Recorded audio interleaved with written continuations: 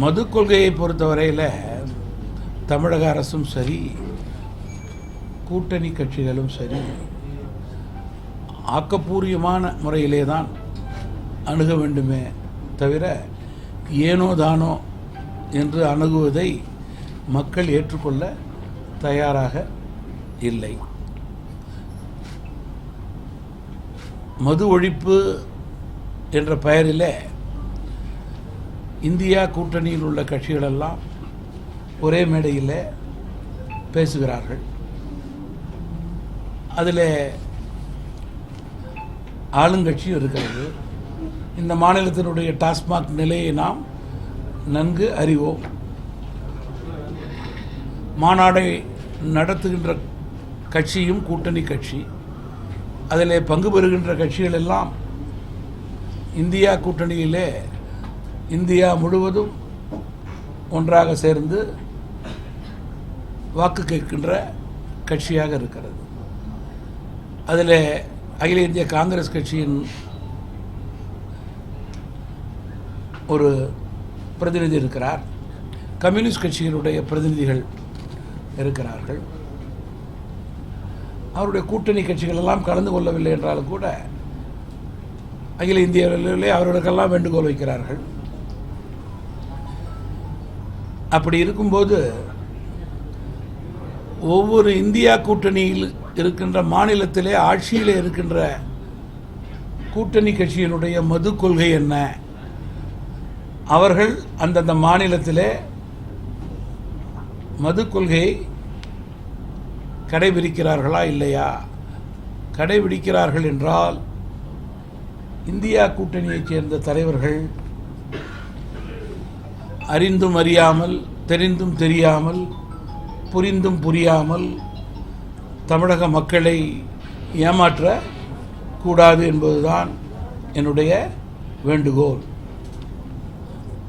Communist கட்சியாக இருந்தாலும் சரி, காங்கிரஸ் கட்சியாக இருந்தாலும் சரி, அதனை சார்ந்த கூட்டணி கட்சிகளாக இருந்தாலும் சரி, இதே நிலையைத்தான், தமிழக நிலையைத்தான் அவர்களும் பின்பற்றுகிறார்கள் என்பதை மக்கள் நன்கு உணர்ந்திருக்கிறார்கள். எனவே மக்களுக்கு திமுகவோ அதன் கூட்டணியோ இந்தியா கூட்டணியோ பாடம் புகட்ட வேண்டிய அவசியம் கிடையாது. மது கொள்கையிலே பாடம் புகட்டக்கூடிய ஆசிரியர்கள் இவர்கள் அல்ல என்பது மக்களுக்கு நன்கு தெரியும், உணர்ந்திருக்கிறார்கள். குறிப்பாக ஆலையை நடத்துபவர்களையே கூட்டத்திலே வைத்துக்கொண்டு அதே கடைகளை மூட வேண்டும் என்று எல்லோரும் வலியுறுத்துவது என்பது மக்களை, வாக்காளர்களை அலட்சியப்படுத்துவதாக அர்த்தம் என்பதுதான் எங்களுடைய கருத்து. மத்திய அரசினுடைய கொள்கைகளை பற்றி மதுக்கடைகளை மூடுவதற்கு மாநில அரசு கூடுவது என்பது மதுக்கடைகளை ஒருபோதும் இங்கே மூட மாட்டோம் என்று உறுதி எடுத்துக்கொள்வதாக பொருள். நான் எனக்கு தெரியாத தகவல்கள் எல்லாம் சொல்லவும் மாட்டேன், முதல் பக்க விளம்பரத்துக்காகவும் பேசுறது கிடையாது. எனக்கு என்ன தகவல் இருக்கோ உண்மை நிலைக்காக நான் பேச வேண்டும் என்று நினைக்கிறேன். அகில இந்திய கட்சிகளெல்லாம் மாநாட்டில் கலந்து கொண்டாங்க, மது கொள்கையை பற்றி பேசினாங்க. அவர்களே முன்னெடுக்கட்டுமே. அவர்கள் கட்சியினுடைய தலைவரிடம் போய் அகில இந்திய காங்கிரஸ் தலைவர், கம்யூனிஸ்ட் கட்சியுடைய அகில இந்திய தலைவர்கள், அவர்கள் கூட்டணியில் இருக்கின்ற பிராந்திய கட்சியினுடைய முதல்வரெல்லாம் டெல்லியிலே இந்தியா கூட்டம் போட்டு இதற்கு ஒரு வலு சேர்க்கட்டுமே. முடியுமா? முடியாதா? முடியாது என்றால் ஏன் தமிழக வாக்காளர்களை ஏமாற்ற வேண்டும்? ஏன் அவர்களை அலட்சியப்படுத்த வேண்டும் என்று நான் கேட்க விரும்புகிறேன். இந்தியா கூட்டணி ஆட்சியை பிடிக்கும் பொழுது மதுவிலக்கு இருக்கும் அப்படின்னு சொல்லி திமுக சொல்லியிருக்காங்க. அதை பத்தி என்ன நினைக்கிறீங்க? இந்தியா கூட்டணி ஆட்சியில் இருக்கும்போது, மத்தியில் ஆட்சி அமைக்கும் பொழுது மதுவிலக்கு, பூரண மதுவிலக்கு, அத்தைக்கு மீசை முளைத்தால் என்று அவர்களுக்கு தெரியும். திமுக சொல்லியிருக்காங்க. உங்களுக்கு தெரிஞ்சிருக்க நிலவரம் எல்லாத்துக்குமே தெரியுது. ஏன்னா மது ஆலயம் வச்சிருக்காங்க, டாஸ்மாக் நடத்துறாங்க. இந்த சூழலில் வந்து திருமாவளவன் இப்படி ஒரு மாநாடு என்ன நோக்கம்? இன்னொன்று, மதுக்கடைகளை பற்றி நேற்றும் பேசும் தலைவர்கள் மதுவினால் உள்ள தீமைகள் பற்றி பேசுகிறார்கள். உடல் நலக்குறைவு, மன வலிமை,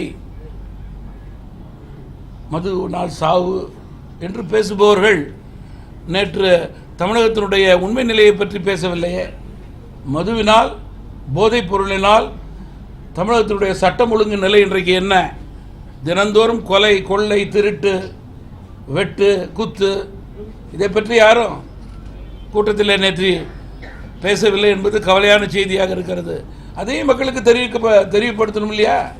அதை ஏன் மறைக்க வேண்டும்? அப்புறம் உண்மை நிலையை தெரியப்படுத்துவது தானே செய்தி.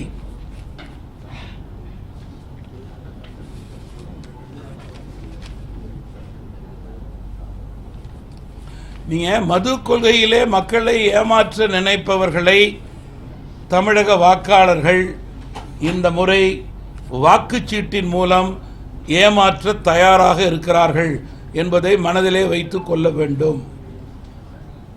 இந்த பிரச்சனையை உறுதியாக செய்யக்கூடாது என்ற மனநிலையில் இருக்கும் ஆட்சியாளர்கள் மக்களை அலட்சியப்படுத்தி ஏமாற்றக்கூடிய வகையிலே, நம்பக்கூடிய வகையிலே, குழப்பக்கூடிய வகையிலே செய்திகளை கூறுவது ஒருபோதும் சரியல்ல, ஏற்புடையது அல்ல. திடீரென்று மத்திய கொள்கைகள் மீது தமிழக அரசுக்கு பாசம் ஏற்பட்டிருப்பது ஆச்சரியமான செய்தியாக இருக்கிறது. நீட் தேர்வில் உண்டான நன்மை அவர்களுக்கு தெரியவில்லை, கல்விக் கொள்கையிலான நன்மை தெரியவில்லை.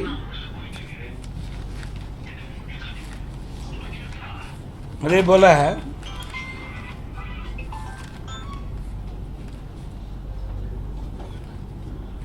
சுருக்கமாக சொல்ல வேண்டுமென்றால், மதுக்கடைகளை தமிழகத்திலே மூடுவதற்கு தமிழக அரசினுடைய கையிலே அதிகாரம் இருக்கிறது. தமிழக மக்களுடைய நலன், உடல் நிலை முக்கியம் என்று கருதினால் மதுக்கடைகளை தயவு கூர்ந்து மூடுங்கள் என்று கேட்டுக்கொள்கிறோம். தமிழ் மாநில காங்கிரஸ் கட்சியை பொறுத்தவரையில் மதுக்கடைகளை மூட வேண்டும் என்று கூறும் கட்சிக்கு சளைத்தவர்கள் அல்ல. கட்சியினுடைய நிறுவன தலைவர் ஐயா மூப்பனாருடைய கொள்கையே மதுவில்லா தமிழகம்தான். 2014 நவம்பர் மாதத்திலே மீண்டும் தமிழ் மாநில காங்கிரஸ் கட்சி தொடங்கிய பிறகு 2015ஆம் ஆண்டு 1 கோடி கையெழுத்து மதுக்கடைகளை மூட வேண்டும் என்று தமிழக மக்களிடம் பட்டி தொட்டி எங்கும் தமிழ் மாநில காங்கிரஸ் கட்சியினுடைய நிர்வாகிகள் பெற்று ஆளுநரிடம் கொடுத்ததை நினைவு கூற விரும்புகிறேன்.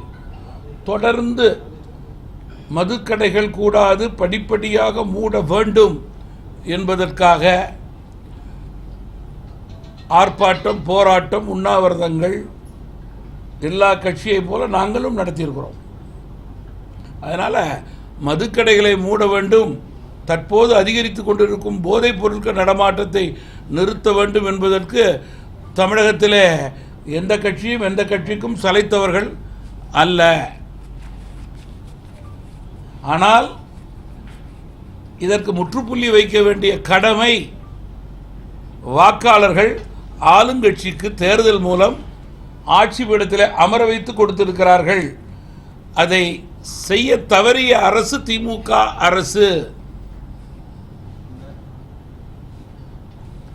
அதற்கு சாக்குப்போக்கு சொல்லி மக்களை ஏமாற்ற வேண்டிய தேவை கிடையாது.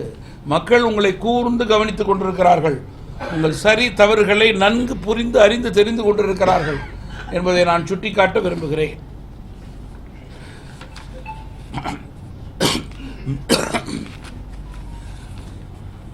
மீனவர்களுடைய பிரச்சனை தொடர் பிரச்சனையாக மாறிக்கொண்டிருக்கிறது. கவலையான பிரச்சனை, வேதனையான பிரச்சனை என்பதிலே மாற்று கருத்தே இருக்க முடியாது. 160க்கும் மேற்பட்ட நம்முடைய மீனவர்கள் இலங்கை சிறையிலே வாடுவது என்பது உடனடியாக மீட்கக்கூடிய நிலையை மத்திய மாநில அரசுகள் இணைந்து எடுக்க வேண்டும்.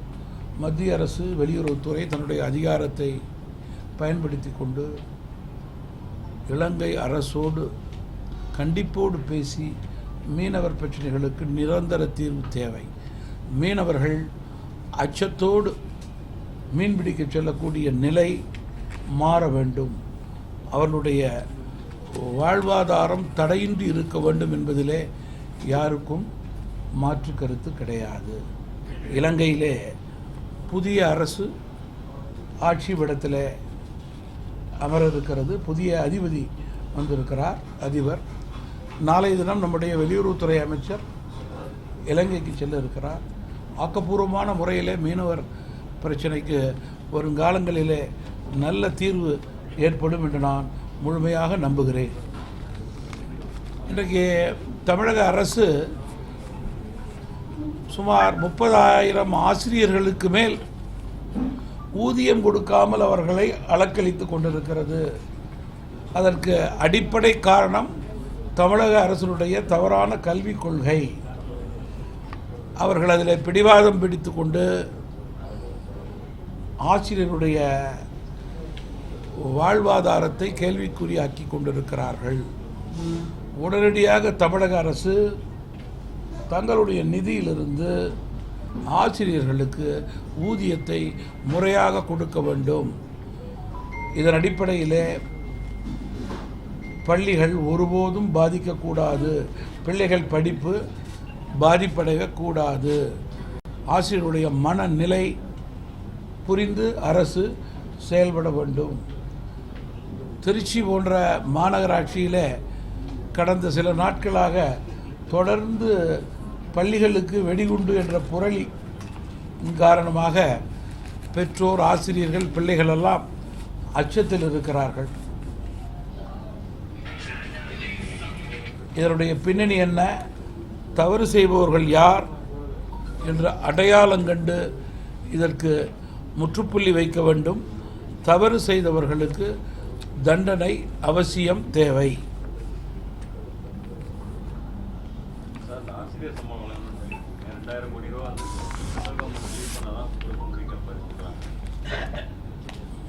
அதான் சொல்றேனே, தமிழகத்தில் அரசினுடைய பிடிவாத போக்கு, அதன் அடிப்படையிலேயே பிரச்சனைகள் எழுகிறது. இந்தியா முழுவதற்கும் ஒரு சட்டம், தமிழகத்திற்கு மட்டும் ஒரு தனி சட்டம் என்று அவர்கள் நினைப்பது கூடாது. இந்த பிரச்சனையில தமிழக அரசு குற்றம் சாட்டுறீங்க. ஏற்கனவே வெள்ள நிவாரணம் அதெல்லாம் வழங்கலாங்கிறாங்க. இல்லையே, நான் தமிழகத்திற்கு கிடைக்க வேண்டிய நிதி படிப்படியாக கிடைத்து கொண்டிருக்கிறது. மாற்றாந்தான் மனப்பான்மை இல்லாமலேயே மத்திய அரசு செயல்பட்டு கொண்டிருக்கிறது. பாஜகவினுடைய தலைவர் அண்ணாமலை கூட நேற்றைய முன்தினம் கூட மெட்ரோ ரயிலுக்கு அறிக்கை விட்டதை நான் நினைவு கூற விரும்புகிறேன். நான் இன்னும் கொடுக்கணுன்னு தான் கேட்குறேன் ஒழிஞ்சு கொடுக்கலன்னு சொல்லலை, கொடுக்கணும்னு தான் சொல்கிறேன். படிப்படியாக கொடுக்கணும்னு தான் நான் சொல்கிறேன். உங்களுடைய பார்வை யார் மேல தப்பு இருக்குன்னு நினைக்கிறீங்க? உங்களுடைய கல்விக் கொள்கை, நீட் பிரச்சனை, அதே போல் மது கொள்கைகளெல்லாம் தமிழக அரசு இந்தியா கூட்டணியை நான் குற்றம் சாட்ட விரும்புகிறேன். அதில் மாற்றுக்கிறதே கிடையாது. அவங்க கனிமொழி சொல்றாங்க, நாங்கள் தேசிய அளவில் எங்களுடைய கல்விக் கொள்கைகளுக்கு அந்த அளவுக்கு இதாக இருக்கு, நாங்கள் தேசிய அளவுக்கு நாங்கள் கொடுக்குற அளவுக்கு பெற்றோர்கள், மாணவர்கள், ஆசிரியர்கள் இவர்களை அழைத்து பேசினாலே உண்மை நிலையை தெரியும். இதில் என்ன மாற்று கருத்து? இதில் என்ன மாற்று கருத்து? பத்திரிகை நண்பர்களே பெற்றோர்கள் தான். உண்மைக்கு புறம்பா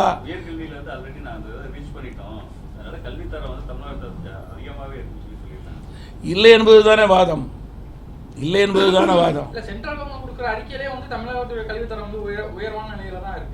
அதனால ஏதாவது ஏற்றுக்கலன்னா சரின்னு சொல்லணும்னு சொல்றீங்களா? இந்தியா முழுவதும் கல்வித்தரம் உயர வேண்டும் என்று மத்திய அரசு மாணவருடைய நலன் கருதி ஒரு திட்டங்களை கொண்டு வரும்போது அதை மற்ற அரசுகளெல்லாம் ஏற்றுக்கொள்ளும் போது ஏன் காழ்ப்புணர்ச்சி அரசியல் தமிழகத்திற்கு மட்டும் என்று நான் கேட்க விரும்புகிறேன். ஏன் பிடிவாத போக்கு?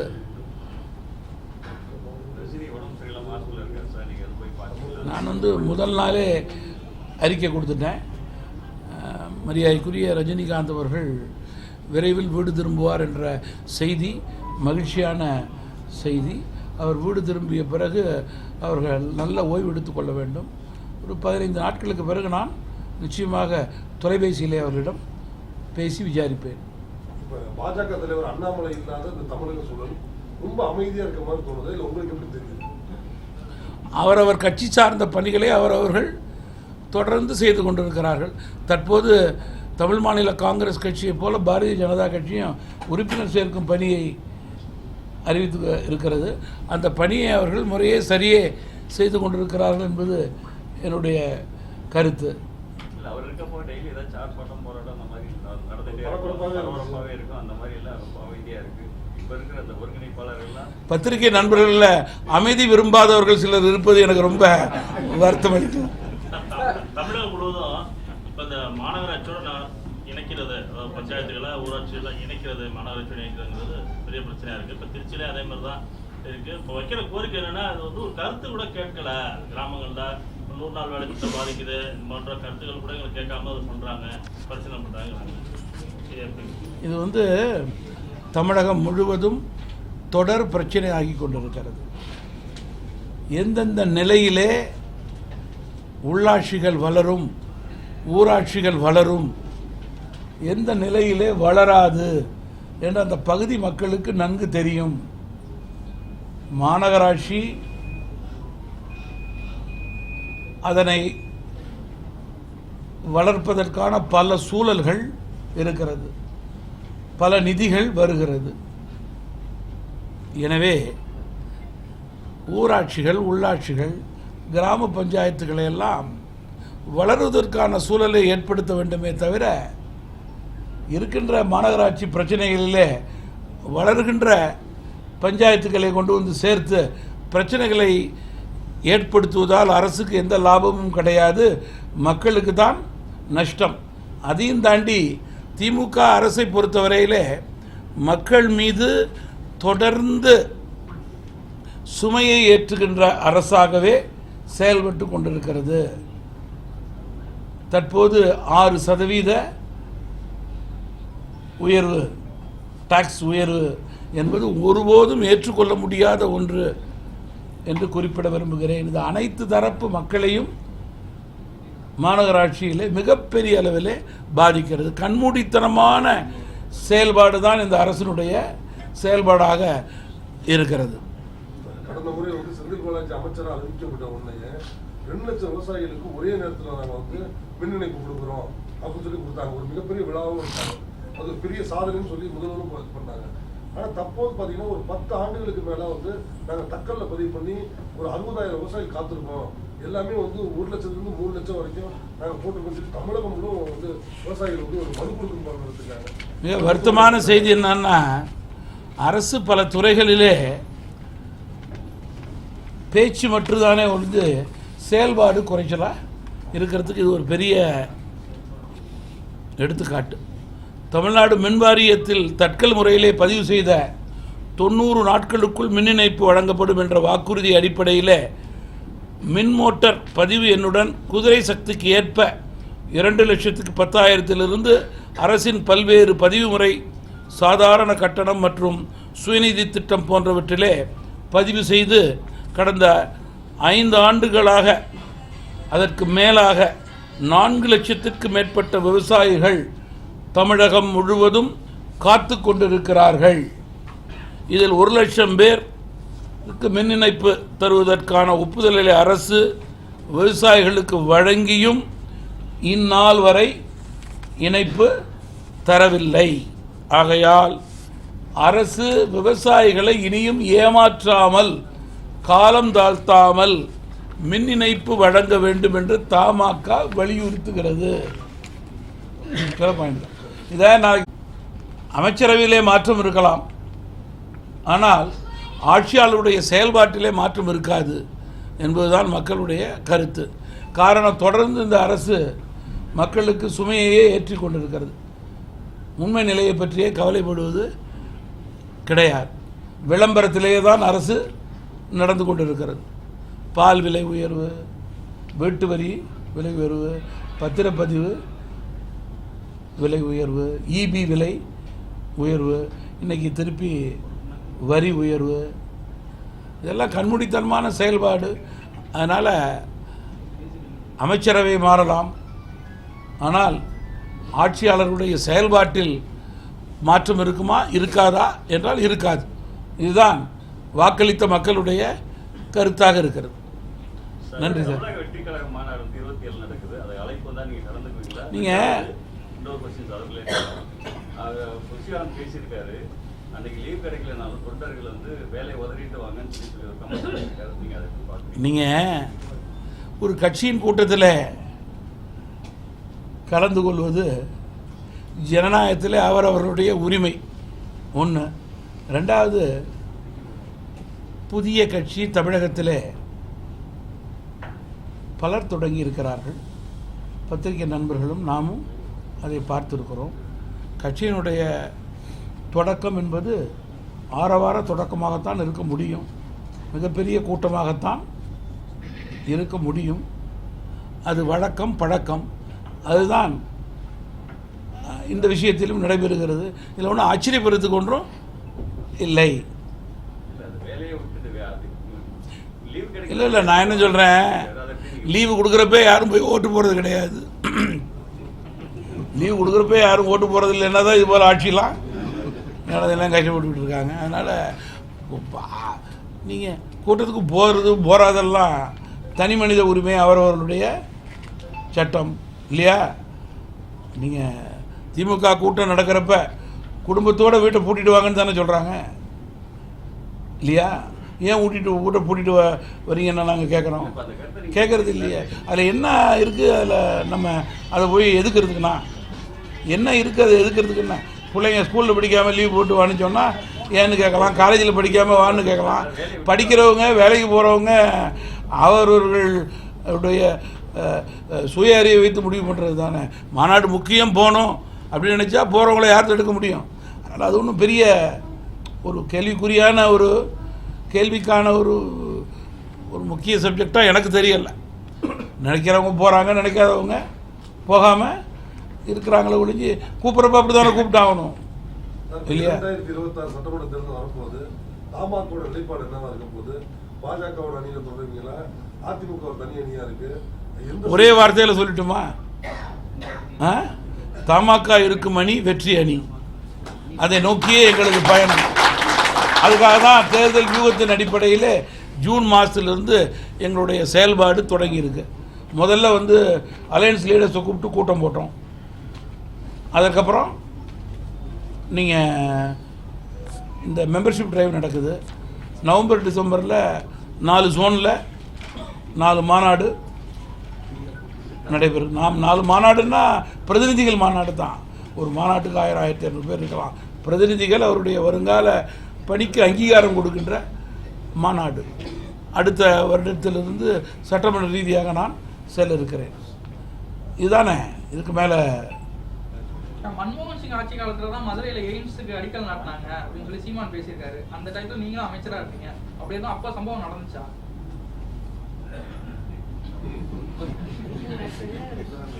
நீங்கள் உங்களுடைய டிவி ஃபோட்டோஸ் எல்லாம் ரீவைண்ட் பண்ணி பார்த்தீங்கன்னா அந்த சம்பவம் நடந்தது என்று நீங்கள் ஒத்துக்கொள்வீர்கள். காங்கிரஸ் ஆட்சி காலத்தில் நடந்துச்சு, அதை நீங்களும் ஒத்துக்கொள்வீர்கள்.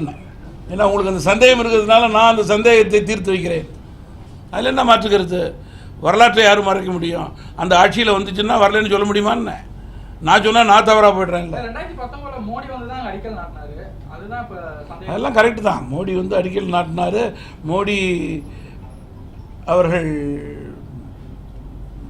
நீங்கள் என்ன கேட்குறீங்க சொல்லுங்கள்.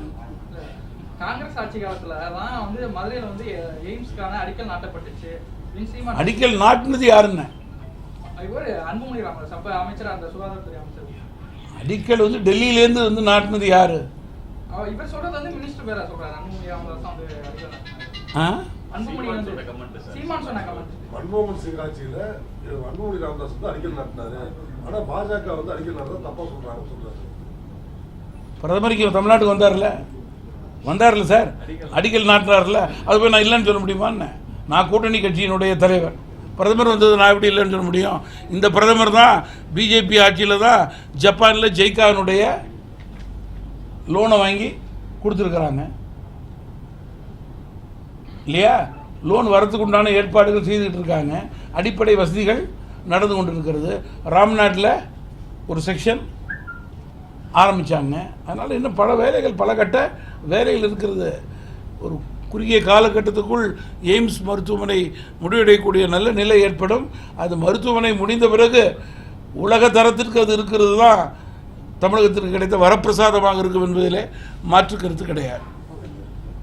மோடி தலைமையிலான ஆட்சியிலே அந்த மருத்துவமனை புதுப்பொழிவோடு திறக்கப்படும் என்பதில் மாற்று கருத்து கிடையாது.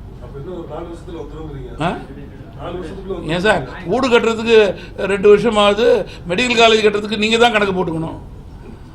நீங்கள் தான் அப்புறம் கணக்கு சொல்லணும். காலேஜ் கட்டினா எவ்வளோ வருஷம் ஆகுது, வீடு கட்டினா எவ்வளோ ஆகுது நீங்கள் தான் சொல்லணும். ஸ்கூல் கட்டினா எவ்வளோ ஆகுதுன்னு. நான் யதார்த்த உண்மையை பேசுகிறேன், நான் ஒழிஞ்சு எனக்கு மறைத்து பேச தெரியாது. உண்மை நிலையை தான் நான் சொல்கிறேன். நான் அடுத்த வருடம் அக்டோபர் 3 எய்ம்ஸ் திறக்கப்படும்னு சொன்னேன்னு வச்சுங்க, நான் காலம் கட்டிட்டீங்கல்ல என்ன அப்புறம். அதுபோல் இல்லை, உண்மை நிலை எப்படி இல்லைன்னு சொன்னேன். கொண்டு டேக் சம் டைம். கட்டிடம் கட்டணும்னா அதுக்கு ஒரு குறிப்பிட்ட காலம் இருக்கும்ல, அதை வேகப்படுத்தலாம், விரைவுபடுத்தலாம், அதெல்லாம் சொல்லுவோம். அதெல்லாம் வேறு. அதுக்காக அடுத்த வருஷம் முடிஞ்சுன்னு சொல்ல முடியுமா? முடியாது. 2 இயர்ஸில் முடியலாம், 3 இயர்ஸில் முடியலாம். ரொம்ப நன்றி சார் எல்லாம்.